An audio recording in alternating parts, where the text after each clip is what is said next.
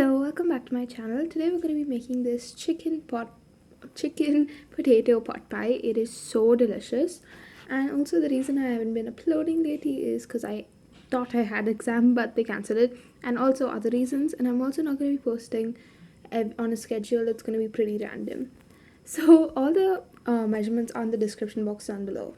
So first you want to get a blender or a food processor and add in your flour or maida and your salt, and then you want to add some butter. Now you want to try and get this to be in like room temperature, not too cold but not too warm as well. Now you want to slowly add your water after pulsing, add water, pulsing, add water, but you want to make sure you don't add too much water, so you should be able to take it in your hands and clump it together, and it should stay that way. It shouldn't fall apart and break into more crumbs. So that's when you know your dough is ready. Don't add more water. Trust me, that's ready. So then you will just transfer it to another working surface and then just clump it together, like all of it, because there will be some crumbs. I'm going to clump it together and get that all really fine, really well, and just do it like that. So now you want to take that dough that you've clumped together and stick it in a Ziploc bag and chill it in the fridge for about 2 hours, and just that, roughly about 2 hours. And also you want to make another one of this dough, but you want to just half the amount. That'll all be in the description box and down below. So this is the another dough that I made with half the amount. So after that you want to start making the pot pie filling. So in a bowl I have some rock salt, and now I'm adding 4 peppercorns. Now you can add more peppercorns, it's just I don't like pepper, so I added only 4, but you can obviously add more. Now I'm adding coriander seeds, also known as dhania seeds, and then you just want to go ahead and grind it with a pestle.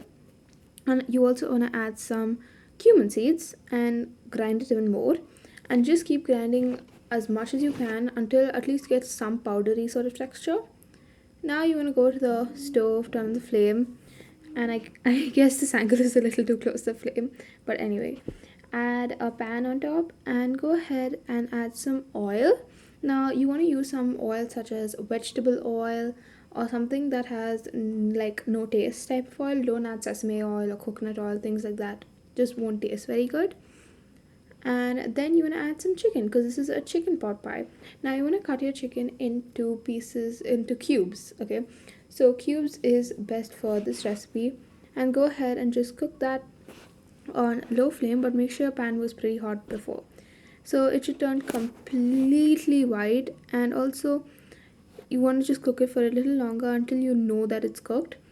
And then put that in a bowl, and on this, in the same pan, use the same pan, trust me, add some onions. So now you want to add really chopped up onions, completely fine, that's better, and roast them a bit, and then after that until they turn like translucent type of thing, then add your chicken back to the pan and mix it again.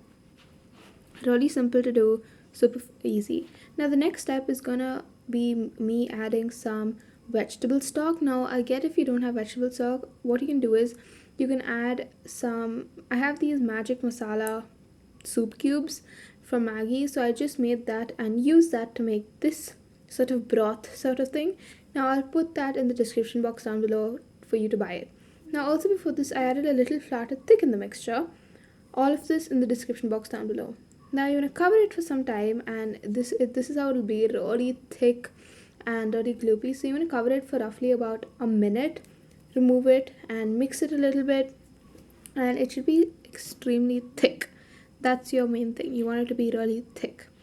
So then you want to add a little rest of your stock a little later on or now, and also you want to add your chopped up potatoes. Now your potatoes should be boiled or steamed, whichever you want, but they should be basically really soft. And then you want to add some chopped up carrot as well. I know this is a little bit tricky in what I'm saying, I'll explain to you a little better. And then you want to add that masala we ground in the beginning and just give everything a really good mix. Now you want to add some really fine chopped up sage.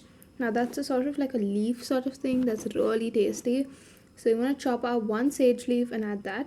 Now is when you want to add the rest of your vegetable stock or your soup or whatever you want to say, and give it a mix, just a slight mix, then cover it again, and then you want to just cook it for a minute, open it, stir it, minute, like that for about 5 minutes. So now we have our dough balls, both the dough balls right next to each other. So put the smaller dough ball away and just really roll one of the dough balls, and then you want to get it to the thickness about a half a centimeter, and fill up some cupcake molds. Okay, make sure you grease the cupcake mold before though. Now you want to just stick it in there, and that's your cupcake, I mean your chicken pot pies base ready. Now we're just adding all of that mixture that we made earlier. So now you want to take your second dough ball and, you know, roll it out, cut it into circles, and put it on top. So now I've made different kinds. So one like that, and one just without any sort of top, then one that has a lattice pattern on top. So you can go really crazy with it. You can do different variations.